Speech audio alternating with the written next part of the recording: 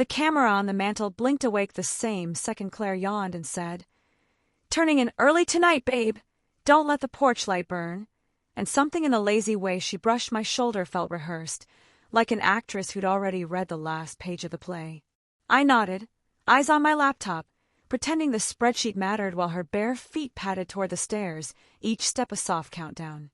When the bedroom door clicked shut, I realized I'd been holding my breath, the way you do when you pass a wreck on the highway afraid you'll see blood you can't forget. The house felt immediately heavier, as if someone had turned gravity up a notch to test my knees. I rubbed my face, told myself I was being dramatic, that Claire had been working late all month and deserved sleep, but the camera, a cheap nanny cam shaped like a picture frame we bought to keep an eye on the dog after the neighbors got broken into, kept pulsing that tiny green LED like a heartbeat trying to confess.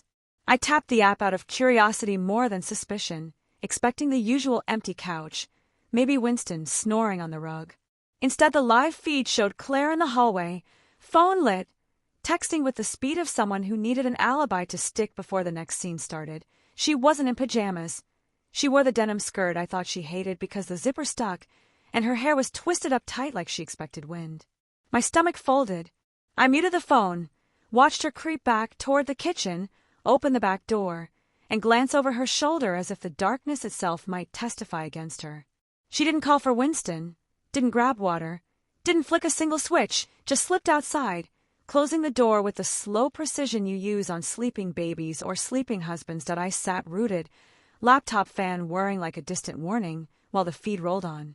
Outside, the motion light burst on and there he was, Ryan, my college friend turned real estate buddy, the guy who'd helped us refinance last spring, leaning against the fence like he owned the shadow he stood in. Claire didn't flinch. She walked straight into his arms, mouth on his before their bodies even met, the kind of kiss you don't rehearse unless you've practiced plenty in private. I heard it then, a sound I didn't know my own throat could make, half gasp, half growl, the noise a plank makes right before it splits. They moved off camera, but the mic caught enough, the scrape of denim on wood, the low laugh I'd heard him use on clients when he wanted them to feel they were winning, her whisper, "Hurry, we've got 20, and the unmistakable rhythm of two people who know exactly how the other unbuttons. I froze the frame without thinking, screenshot after screenshot, evidence piling like shavings on the workshop floor, each one hotter than the last until my phone burned against my palm. Somewhere upstairs Winston barked once, confused why no one was coming to bed. I wanted to sprint outside, wanted to roar, wanted to vomit into the bushes they were probably pressed against, but I stayed glued to the chair, eyes drying out from not blinking, watching the second stampede. After 10 minutes, though it felt like 10 rounds, Claire reappeared, hair looser, skirt twisted, lips swollen in the porch light like bruised fruit. She smoothed herself, checked her phone camera, fixed what could be fixed, then walked back in as quietly as she'd left, locking the door with the soft click of someone coming home. That I closed the app, slammed the laptop, sat in the sudden silence that felt like a courtroom waiting for the verdict to be read aloud. When she climbed the stairs this time, I heard every creak, heard her sigh the satisfied sigh of work done well, heard the faucet run while she brushed her teeth, mid-erasing another man's mouth.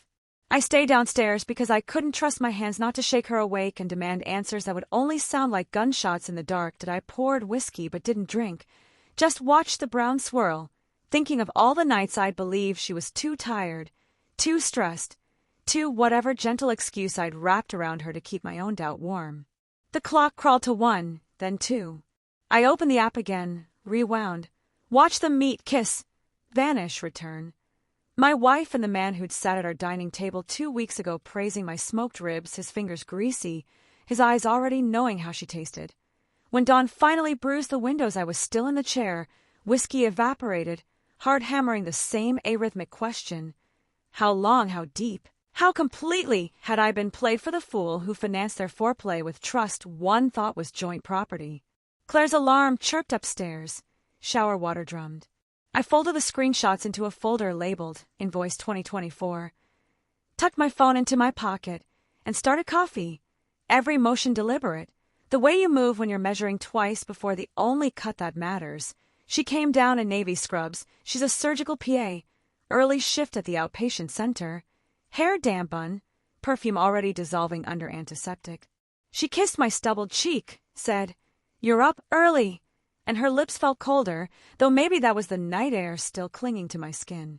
I managed, couldn't sleep, and the truth of it hung between us like a blade she didn't yet feel. She poured coffee, hummed, asked if I'd walk Winston later. I said sure, voice steady, hands gripping the counter so hard the grout lines left impressions I'd trace for days. When the door shut behind her, I opened my laptop, printed the clearest still, Ryan's hand sliding up her thigh, her mouth parted in mid-gasp, stared at it until paper and pulse turned hot. Then I drove to the hardware store, bought a new deadbolt, the kind you can't pick with good intentions, and came home to change locks on a life I no longer recognized. But first I texted Ryan from Claire's phone. She'd left it charging on the island, password unchanged. Arrogance or exhaustion, who knew, asking if he could swing by after work to talk numbers. He replied in seconds, "On my way, can't wait." Same code we used in college, the winking emoji that once meant beers now meaning her. I set the phone down, throat tasting of metal, and started rehearsing the only closing argument I would ever deliver without a single objection sustained. He arrived at 6, khakis crisp, smile loaded, bottle of wine in hand like a man arriving for dinner he intended to season with secrets. I opened the door before he knocked, watched his face cycle through surprise, calculation, fear, like a Zillow estimate crashing. "Claire here?" he asked, stepping in, eyes already searching the hallway. "Nope," I said, voice sounded flat. "Just us boys." I led him to the living room, poured 2 glasses of the whiskey he hated, and set the printed photo on the coffee table, face up, like a coaster for the conversation we were about to balance on. He looked, flushed, opened his mouth, closed it, the swagger leaking out like air from a punctured tire. I gave him the floor, watched him grope for words that weren't excuses, heard him finally land on, "It just happened, man, we didn't mean." I cut him off with a laugh that tasted of smoke and splinters. "Mean?" I said. "Man, you crossed my fence, grazed my field, and now you want to claim the storm guided you?" He tried the old bro-code plea. "We were drunk, it was stress." She felt neglected. Each sentence hit the floor and stayed there, writhing, until the room stank of them. I showed him the video next, played sound on, let him hear his own grunts, her stifled moans, the slap of skin against painted wood we'd chosen together at the reclaimed yard. His ears turned scarlet. He stared at the screen like a man watching his own house burn on the evening news, remote in hand but powerless. When it ended, I clicked off, poured the rest of his whiskey back into the bottle, and said, "Here's what's next."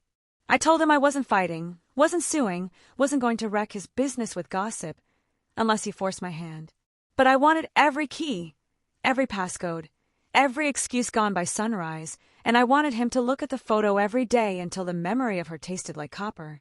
Then I opened the front door, let the porch light expose him the way the camera had exposed them, and watched him leave, shoulders caved, wine bottle still sweating in his hand like evidence nobody wanted anymore. Claire came home to change locks and a note taped at eye level. Inside are the screenshots. Inside is also the truth you couldn't say. I'm staying at the studio until the lease on us expires. Lawyer up or come clean. Your choice, but either way we measure twice, cut once. I watched from the truck across the street as she read, phone lighting her face, watched her mouth open into the shape of my name, watched her dial, heard my own pocket buzz and let it go to a voicemail I haven't played yet that I drove off before she could bang on the workshop door, before tears or rage or more lies could fog the lens. Winston rode shotgun, head on my thigh, breathing forgiveness I haven't figured out how to give. Behind us the house grew smaller, porch light blinking off at last, the camera dark now, its truth told, its green heart finally still.